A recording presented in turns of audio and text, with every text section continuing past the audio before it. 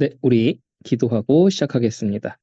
좋으신 하나님 감사드립니다. 오늘도 이 시간에 함께 모여 우리가 공부하고 또 주님의 그 은혜를 또 그 내용을 나누는 시간을 갖게 하시니 감사를 드립니다.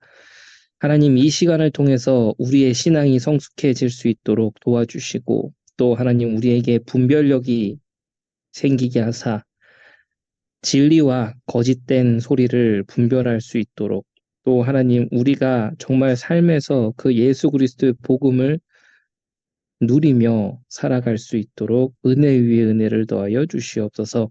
살아계신 예수 그리스도 이름으로 기도합니다. 아멘. 네, 반갑습니다.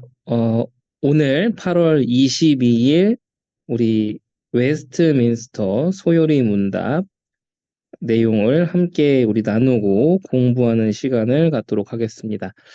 오늘은 제7계명, 이제 제7계명의 내용이 간음하지 말라라는 내용인데 이제 70번과 72번 질문을 통해서 우리가 이제 이런 내용들을 보고 또 단순히 또 그런 내용들이 하나만을 의미하는 것이 아니라 어떤 포괄적인 의미를 담고 있는지를 같이 좀 공부하는 좋은 시간이 됐으면 좋겠습니다. 우리 내용을 함께 볼게요. 내용을 보기에 앞서서 그 제가 이제 항상 참고하는 책 중에 하나인 그 우리 마이클 로튼 박사님의 책, 그 책의 내용을 조금 공부하고 정리해서 좀 더 이렇게 부연 설명하기 위해서 좀 가졌습니다. 그래서 그 내용을 좀 먼저 좀 보도록 하겠습니다. 자, 먼저 우리 마태복음 5장 27절에서 31절 내용을 좀 같이 보려고 합니다. 마태복음 5장 27절에서 31절 내용인데 표준 세번역인데 제가 읽어 드릴게요. 예수님께서 하신 말씀이죠. 간음하지 말아라 하고 이른 것을 너희가 들었다. 그러나 나는 너희에게 말한다. 여자를 보고 음욕을 품는 사람은 누구나 이미 마음으로 그 여자와 간음한 것이다. 네 오른 눈이 너로 죄를 짓게 하거든 그것을 빼어서 내버려라. 신체의 한 부분을 잃는 것이 온몸이 지옥에 던져지는 것보다 더 낫다. 또 네 오른손이 너로 죄를 짓게 하거든 그것을 찍어서 내버려라. 신체의 한 부분을 잃는 것이 온몸이 지옥에 던져지는 것보다 더 낫다. 누구든지 아내를 버리려는 사람은 그에게 이혼 증서를 써 주어라라고 이른 것을 너희가 들었다. 이게 이제 모세의 율법을 이야기하는 거죠. 그러나 나는 너희에게 말한다. 음행한 경우를 제외하고 아내를 버리는 사람은 누구나 그 여자를 간음하게 하는 것이요. 또 누구든지 버림받은 여자와 결혼한 사람은 간음하는 것이다. 라고 예수님께서 십계명을 더욱더 이렇게 어, 폭넓게 더 이렇게 깊이 있게 전달하는 것을 오늘 우리가 볼 수 있지요. 자, 우리는 이 십계명이라든지 모세의 율법, 이 구약 성경에 대해서 우리는 볼 때 이제 뭐 율법, 제가 이제 그 인스타그램에도 올렸고 저희 뭐 카톡방에도 올리기 했는데 율법과 이 복음을 뭔가를 이분법적으로 좀 나눠서 생각하려고 하는 경향이 있는데 그래서는 안 된다라는 거죠. 자, 내용을 볼게요. 율법주의자들, 그러니까 율법에 충만한 사람들은 이러한 간음이라든지 이런 부분, 타락하고 이런 부분들을 어떻게 받아들이냐라고 하면은, 이게 죄 짓는 것, 죄라고 여겨지는 이런 것들이 지금 우리 일반 사회에서 이렇게 흐르는 어떤 이런 법률적인 이런 것적으로 그 경계만 넘어가서 뭐 이렇게 벌금을 묻는다거나 뭐 구속이 된다거나 이런 것만 아니면 되는 거 아니냐라고 율법주의자들은 그렇게 생각하는 경향이 있다라고 그 책은 이제 설명을 하고 있습니다. 어, 이제 많은 사람들이 그 정도만 안 하면 되지 않아? 이런 식으로 지금 이제 그런 많은 도덕적, 윤리적인 기준들이 하락이 돼 있는 것들을 우리가 많이 볼 수 있죠. 또 율법 폐기론자들이나 이단들은 이렇게 설명을 하고 이렇게들 인식을 합니다. 어떻게 하냐면요.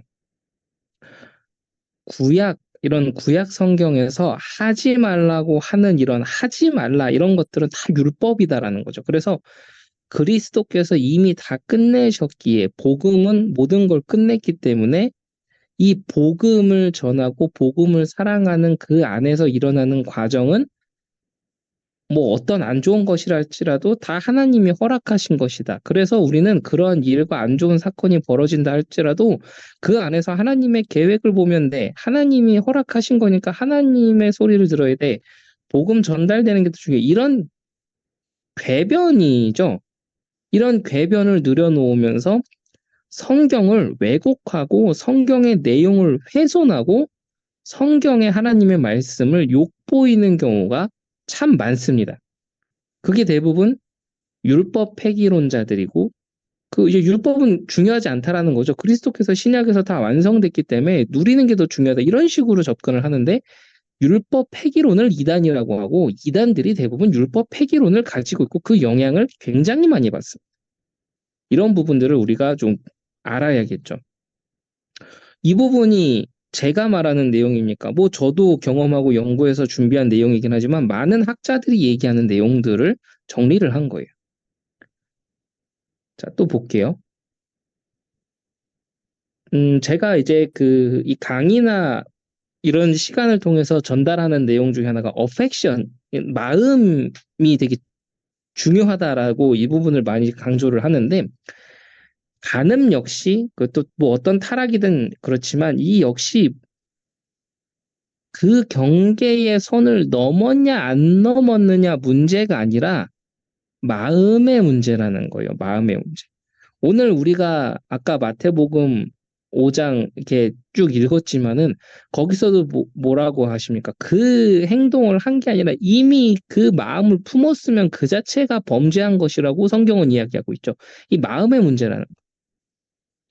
그래서 성경은 무엇보다도 죄를 상태라고 봅니다. 컨디션. 그러니까 우리 막 컨디션 안 좋네 이러자. 죄를 짓는 그게 뭐냐면은 그 사람이 몰라서 짓고 뭐 이런 게 아니라 그 상태, 그 마음이 그렇기 때문에 그런 게 간다라는 거죠. 그 다음에 부차적으로 오는 것이 액션, 행동이라고 하는 거예요. 이런 걸로 본다는 거죠. 마태복음 19장 4절에서 6절 내용을 제가 읽어드리겠습니다. 예수께서 대답하여 이르시되 사람을 지으신 이가 본래 그들을 남자와 여자로 지으시고 말씀하시기를 그러므로 사람이 그 부모를 떠나서 아내에게 합하여 그 둘이 한 몸이 될지니라 하신 것을 읽지 못하였느냐? 그런즉 이제 둘이 아니요 한 몸이니 그러므로 하나님이 짝지어 주신 것을 사람이 나누지 못할지니라 라고 써 있죠. 이런 부분들이 전부 그 어떤 그 당시의 모세의 율법을 가지고 뭐 율법학자라든지 유대인들이 또 바리새인들이 교묘하게 이 어떤 법의 경계 테두리를 아슬아슬하게 줄타기 하면서 에이 뭐 그 정도는 간음이 아니야 이런 식으로 가는 모든 것들을 예수님이 꼬집는 내용들이 이 성경에 나와 있는 겁니다. 우리는 그 당시의 문화와 사회적인 환경과 이런 것들을 참고해야겠지만 그것이 우리의 어떤 거룩과 경건의 기준이 되어서는 안 됩니다. 우리의 경건, 우리의 거룩, 우리의 신앙의 기준은 영원 불변하신 하나님의 말씀이어야 된다는 거를 오늘 다시금 우리는 이렇게 깨닫게 되고 다시 마음에 새기게 되는 거죠. 이런 부분들을 우리가 기억을 해야 됩니다. 그래서 그리스도인들, 그러니까 이제 뭐 하나님을 믿지 않는 불신자들은 뭐 일단은 차치하고요. 그리스도인이 율법에 대해서 가지고 있는 이런 불경건한 생각과 불경건한 접근 방식이 뭡니까? 법적으로 볼 때 내가 죄를 짓지 않고 어느 선까지 갈 수 있나 뭐 이런 식으로 하는 게 굉장히 불경건한 자세며 접근입니다. 그러니까는 뭐 이렇게 들리는 얘기 또 이렇게 확인된 내용에 의하면은 그러니까는 재판장 가서 뭐 로맨스였다 이런 헛소리를 하고 이러는 거죠. 그러니까 얼마나 하나님의 영광을 가리는 것이며 얼마나 이 복음을 훼손하는 일인 겁니다. 이런 부분들을 이야기합니다. 자, 또 우리가 좀 더 참고로 내용들을 좀 더 보도록 하겠습니다. 이런 간음이라든지 이런 것에 대한 문제들은 단순히 그냥 어떤 유대교적인 성경적인 문제가 아니라 모든 문화권과 동서고금을 막론하고 이런 것은 옳지 않다라는 것이 다 법률적으로들 다 명시가 돼 있는 내용들이죠. 자, 그런 중에 이 루터의 대교리 문답의 내용을 좀 우리가 좀 보도록 하겠습니다. 우리 가운데 온갖 악덕과 난잡한 음란과 불결함이 부끄러울 정도로 자리 잡고 있으므로 이 계명은 어떤 이름으로 불리느냐에 관계없이 모든 부정에 적용된다.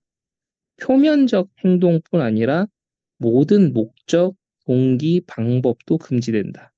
여러분의 마음과 입술과 온몸이 정결해야 하며 부정에 대해 어떤 기회나 도움이나 자극도 주어서는 안 된다.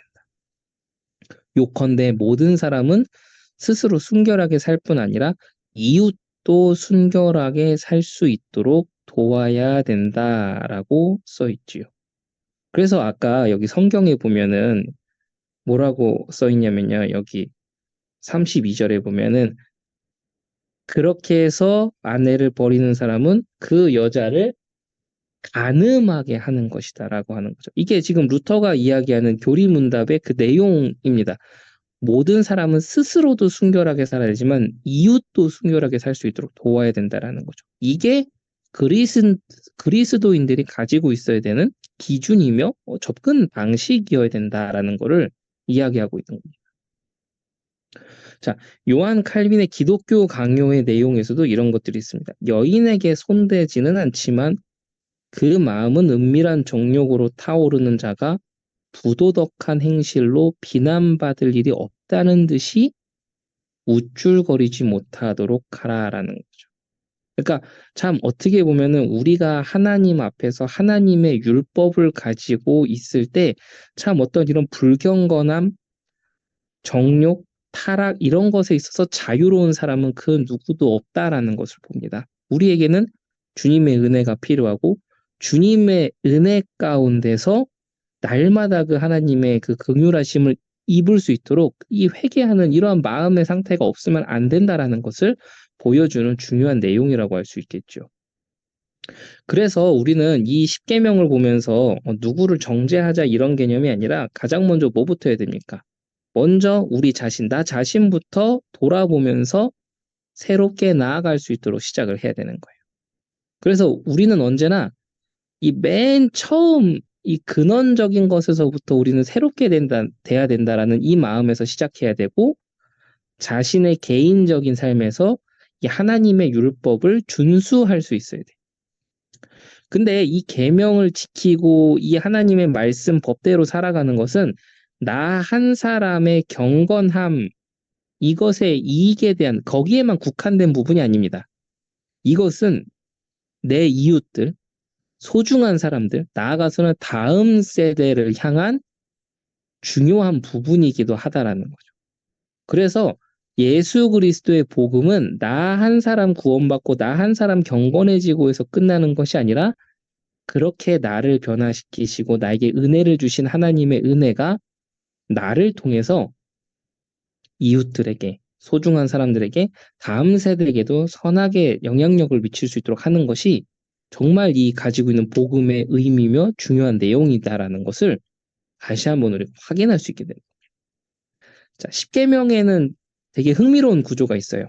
십계명은 하나님과 그 다음에 주변 사람, 그 다음 가장 가깝고 소중한 사람, 그리고 자신과 더불어 한 몸을 이루는 아내, 그러면서 이제 또 뭐 가족들, 자녀들 이런 식으로 초점이 옮겨지는 게 십계명의 구조입니다. 하나님께서 우리에게 주신 언약의 의미들, 또 이러한 구조들을 생각하면서 우리는 우리의 삶과 기준을 더욱 경건에 이르도록 나아가야 될 의무가 있는 거예요. 그래서 뭐 복음을 누린다라는 이름 하에 엉망진창으로 그렇게 살면서 그 타락되고 이런 것들을 보면 뭐, 아, 이게 너무 복음을 누리다 보니 그렇게 됐다.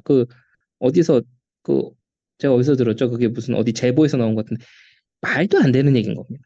그거는 성경도 모르고 하나님의 말씀에 완전히 위배되고 하나님의 영광을 훼손시키는 엉망진창의 말이다. 이런 것들을 기억하면서, 아, 단순히 우리가 문자적인 경계를 넘어서는 것이 아니라 내 마음의 근원을 살펴보고 돌아보면 날마다 하나님의 말씀으로 정결하게 될 수 있도록 내가 그 나아감을 멈춰서는 안 되겠구나. 이것을 우리가 확인해야 되겠습니다. 자, 그러면서 오늘 웨스트민스터 소유리 문답에 대한 내용을 같이 좀 더 보도록 하겠습니다.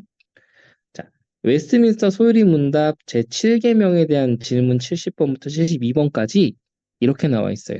자, 제7계명이 무엇입니까? 제7계명은 간음하지 말라입니다. 그럼 이 7계명이 요구하는 게 무엇입니까? 7계명이 요구하는 것은 마음과 말과 행동으로 우리 자신과 이웃의 순결을 보존하라는 것이지. 제7계명이 금하는 게 무엇입니까? 금하는 것은 모든 더러운 생각과 말과 행동입니다라고 이야기를 하고 있습니다. 자, 자연의 빛이라고 써있는데 이게 무슨 말인지 우리 좀 볼게요. 간음하지 말라라는 이런 내용들은 십계명이 주어지기 전에 이미 사람의 양심에 새겨진 하나님의 뜻이었다라고 말하는 거예요. 그래서 그걸 자연의 빛이라고, 자연의 빛 가운데 하나님이 일반인들도 다 알 수 있게끔 그런 것들을 이야기하는 거죠. 자, 구약에서도 그 예를 쉽게 찾아볼 수 있는데 십계명 돌판이 만들어져서 백성들에게 전달되기 이전에 아브라함 시대 때 아브라함이 어떤 일을 했죠? 그 애굽으로 가고 이런 쪽으로 가면서 자신의 아내 사라가 너무 미모가 출중하니까는 자기를 죽일 수도 있다라는 것 때문에 누이라고 하라며 이런 내용들이 나오잖아요. 그 내용입니다. 아비멜렉 왕은 아브라함의 아내 사라를 데려갔어요. 물론 아브라함이 자신의 아내를 누이라고 했기 때문에 아비멜렉은 그렇게 데려간 거죠. 근데 하나님이 뭐라고 합니까? 그날 밤에 아비멜렉에게 나타나셔가지고 그는 남편 있는 여자다라고 말씀하십니다. 이 아비멜렉은 매우 두려워하고 사라를 아브라함에 돌려주면서 네가 어찌하여 우리에게 이렇게 하느냐? 내가 무슨 죄를 네게 범하였기에 내가 너한테 뭘 잘못했기에 네가 나와 내 나라가 이렇게 큰 죄에 빠질 뻔하게 하느냐? 네가 합당하지 아니한 일을 내게 행하는도다라고 아비멜렉이 그렇게 이야기를 합니다. 아브라함에게. 이 말이 무슨 말입니까? 이방인이라도 그러한 것들은 큰 죄인 줄 알고 있었다라는 거죠. 하나님께서는 우상숭배를 미워하시는데 우상숭배에는 언제나 이 음행이라는 게 포함되고 이 내용들이 늘 존재합니다. 그래서 여기 뭐라고 써 있습니까? 호세아서 4장 11절에 음행과 묵은 포도주와 새 포도주가 마음을 빼앗느니라라고 책망하셨다라고 하죠. 다 같은 거예요. 다 같은 거. 그것도 보면은 이것들은 꼭 또 연결돼 있어요. 또 다 섞여 있어요. 이런 것들을 이야기하는 거죠.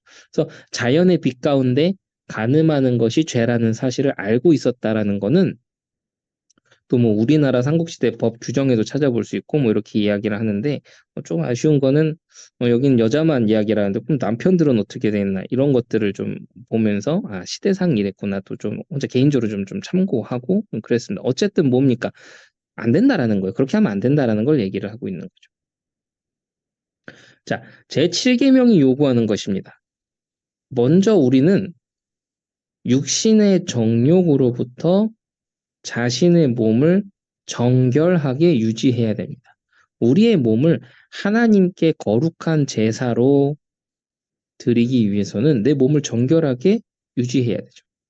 우리의 몸은 하나님께 영광을 돌리는 도구이고 구별된, 그래서 성전이라고 하는데 성령의 전이기 때문에 우리는 그렇습니다.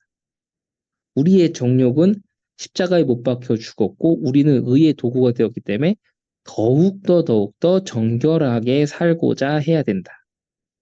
그래서 우리가 정욕으로 우리의 몸을 더럽히면 계속 그렇게 살아가면 하나님이 우리의 몸을 멸하실 것이다라는 거죠. 그래서 어떻게 해야 됩니까? 우리의 마음은 순결해야 됩니다. 그래서 날마다 우리는 그 내 안에 있는 죄성, 죄 죽임, 내 안에 있는 죄와 싸워서 내 죄를 죽인다라는 이 부분을 날마다 기억하면서 쭉 나가야 되는 거죠.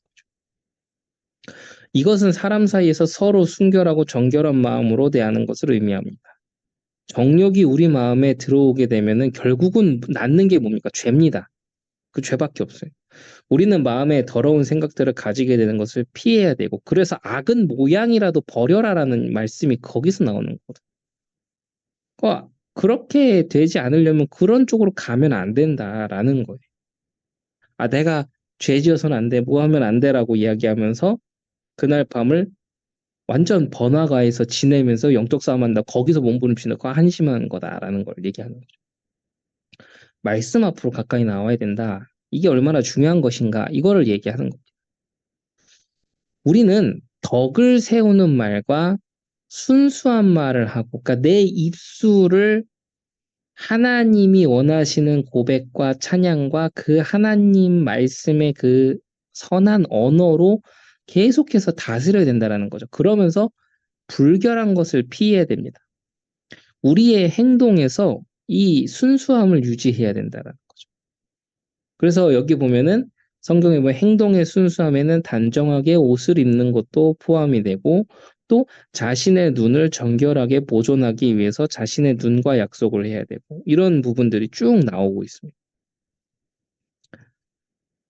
그래서 우리는 우리의 정욕을 십자가에 못 박았기 때문에 우리의 생각과 정신에 더러움이 들어오지 못하도록 항상 정결하게 유지해야 되는데, 그거 어떻게 하면 가능합니까? 하나님의 말씀이 내 안에, 내 마음에, 내 영혼에 축적될 수 있도록 그쪽으로 계속 나아가야 되는 거예요. 그 시간이 많아지면 많아질수록 하나님의 말씀에 내가 노출되는 시간이 많고, 하나님의 말씀으로 다스림받는 그러한 시간과 이런 것들이 점점 많아지면 많아질수록 우리는 거룩함과 순결함과 깨끗함 가운데로 나아가겠지만, 만약에 그게 안 되면 어떻게 되겠습니까? 그러면 당연히 죄 가운데, 타락 가운데로 갈 수밖에 없는 거죠. 이거를 이야기하고 있습니다.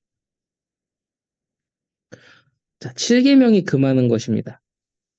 간음은 하나님을 대적하는 매우 큰 죄입니다. 그래서 구약 성경에서는 뭐라고까지 얘기해요? 간음하는 자를 죽이라고 명령합니다. 신약 성경에서도 간음하는 자들은 하나님 나라를 유업으로 받을 수 없다고 성경에서 기록하고 있고, 예수님께서 얼마나 그 심각성을 얘기했냐면 더러운 마음으로 여인을 바라보는 건 이미 죄를 지은 것이라고까지 이야기를 하고 있습니다. 왜냐? 더러운 생각, 그 마음의 상태들이 죄를 짓도록 그 행동을 낳기 때문이죠. 그래서 오늘 우리는 이런 것들을 보면 더러운 생각과 육신의 정욕, 또 그런 것뿐만 아니라 지금까지 우리 10계명의 모든 내용들, 뭐 다음 계속 쭉 보겠지만은 뭐 누구를 미워하고 살인하고 뭐 시기하고 다투고, 이런 모든 것들이 우리 마음에 들어오지 못하도록 우리는 경계해야 되며 마음과 생각을 지켜야 됩니다. 이것은 몸으로 짓는 죄이기도 하지만 영혼에 대한 죄이기 때문에, 그것이 관영하고 막 난리가 났던 소돔과 고모라가 그래서 하나님의 심판을 불러일으켰다라고 성경에서는 기록하고 있죠.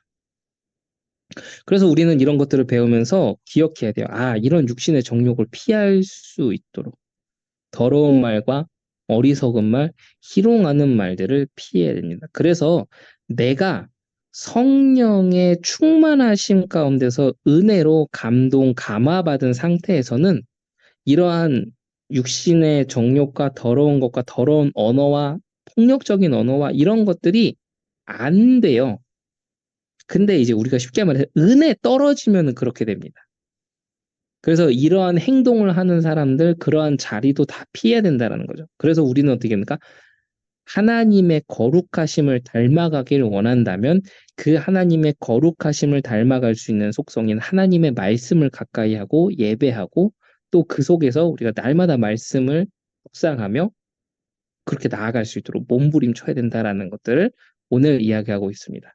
그래서 이런 내용들을 오늘 공부하는 것은 우리에게 되게 중요한 내용이고 교훈이 됩니다. 그래서 하나님, 내가 하나님의 말씀을 더욱 가까이 대하고 하나님의 말씀과 그 은혜가 내 영혼에, 내 마음에 더욱더 축적될 수 있도록 나를 도와주시고 또 하나님 내가 그렇게 나아가기를 원하니 하나님 나를 도와달라.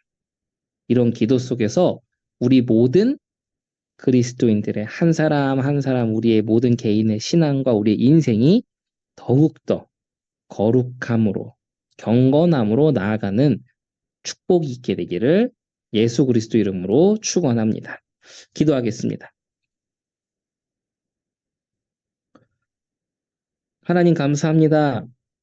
오늘 이 말씀을 통해서 우리 개인 개인의 인생과 우리의 마음을 들여다볼 수 있게 하시니 감사를 드립니다. 하나님 앞에서 부도덕하고 정결하지 못했던 나의 모습들을 하나님 회개합니다. 하나님 우리에게 긍휼을 베풀어 주시고 또 하나님의 은혜로 우리가 새로운 사람으로 변화될 수 있도록 우리의 마음과 영혼이 하나님이 부어주시는 그 새 은혜의 물로 씻겨나가고 하나님 우리가 날마다 새로운 사람이 될 수 있도록 인도하여 주시고 붙들어 주시옵소서. 오늘 이 말씀을 함께 라이브로 듣고 유튜브로 듣는 우리 모든 성도님들 한 사람 한 사람 기억하여 주셔서 우리의 인생이 불신자들과 세상과 다음 세대들이 볼 때도 하나님 본이 될 수 있는 그러한 증인의 인생 될 수 있도록 우리를 붙들어 주시고 인도하여 주시옵소서. 살아계신 예수 그리스도 이름으로 기도합니다. 아멘.